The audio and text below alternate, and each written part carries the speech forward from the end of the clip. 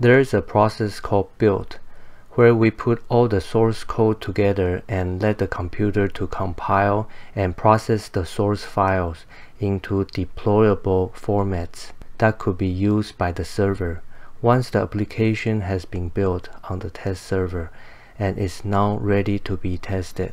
This build process could be done manually or automatically, depending on your software team. During the testing phase of the development, we want to find out if the application is built up to everybody's expectation, as it was what the business needed.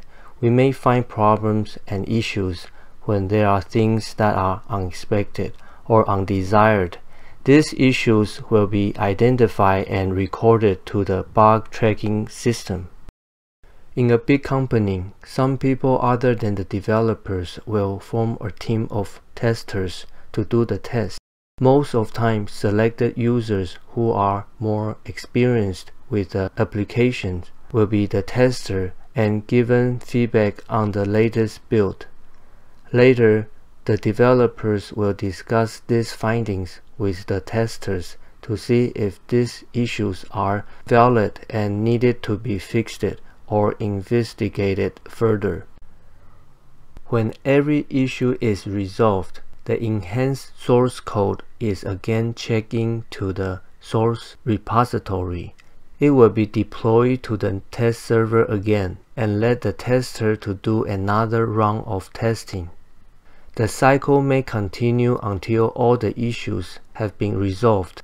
Once they are resolved, it will be released to the production server, where the updated application will be released to the users. In case there is an unexpected or a showstopper issue happen on the production server, there will be a rollback process of reversing to previous stable version.